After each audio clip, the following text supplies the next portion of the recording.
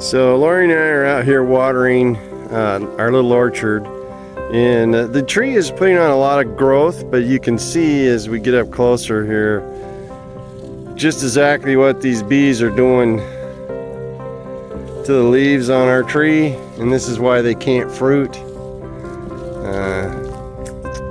So we're considering alternative measures, like maybe screening in this whole area to keep the leafcutter bees out of here. And I know it's multi-generational because we have the big giant leafcutter bees and the little tiny ones following them around. So they're bringing their family over here to have a munch. And this is pretty much the way it is on every tree, especially any new tree we plant. And let's go over here and look at this one. So this tree was full of leaves when we planted it, and now you can see they've pretty much destroyed it. We've tried neem oil, and they act like that's salad dressing, so it doesn't affect them at all. And we're trying to avoid any kind of pesticides, which makes me wonder, you know,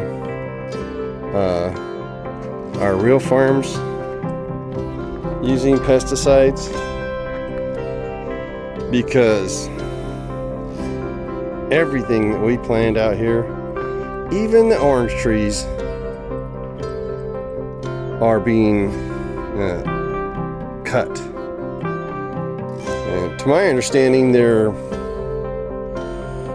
cutting them and making houses with them, and that's why we bought these little houses over here, hung them around. But so far we haven't seen any activity on these little houses. So I'm gonna walk over here and show you the orange tree, what they've done to it. So this orange tree here, you can see they're not bothering it, and it's a couple years old, and it's doing pretty good. That one back there would be doing a lot better. It broke off during the windstorm, but it recovered. It broke down to a little branch. So this is a brand new tree we just planted. It was clear full of leaves. And now let's look at this one over here. Another orange tree. And wow. They have pretty much decimated this poor little orange tree. They had blossoms on them, but they gave up on the blossoms and they're trying to survive. We think if it survives the summer, then probably they'll leave it alone, and next year it'll be able to grow. So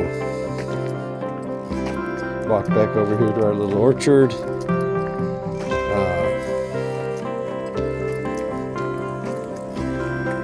Here's another tree that they've pretty much picked over. You can see if we move around. You might even spot a bee, I don't know. They're pretty crazy. I see one up there. I am pretty excited. I haven't been able to prune my vines, but these are the first grapevines I've got to survive. You can see the bees are getting after them now. They're chopping up these leaves. But these vines, this is probably the 4th gen of vines that I've planted. Experimenting, learning how to grow grapes out here in the Southwest desert. Actually can see a little bit of grapes growing right there. That's exciting. I need to prune them and whatnot, but they have struggled so mightily for the last year that I just let them grow wild. You know, and you see the cages, and the cages are because the rabbits would just eat these vines down to a bare nub. This tree, this is the second or third year, and it's doing better as far as the bees are leaving it alone. So that's kind of good news. And the same is happening in the backyard. This tree also, it's got a little bit of bee cutting, but not as bad as last year. But the same thing is happening in the backyard. This is what the leaves are supposed to look like on this tree. And instead we have these little weird baby cut up leaves.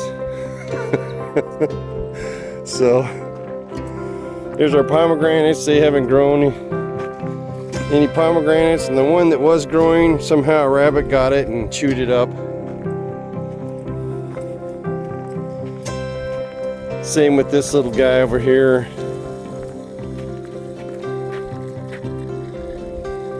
And then this tree, it's been eaten up pretty good.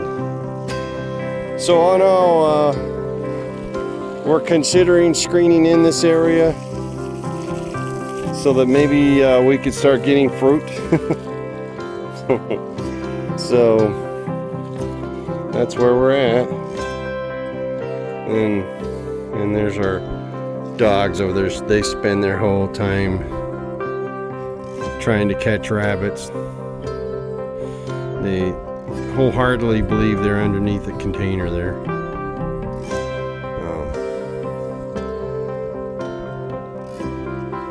One of them crawled inside of a little pipe, and they followed it to the pipe, so now they have to investigate every pipe for hours.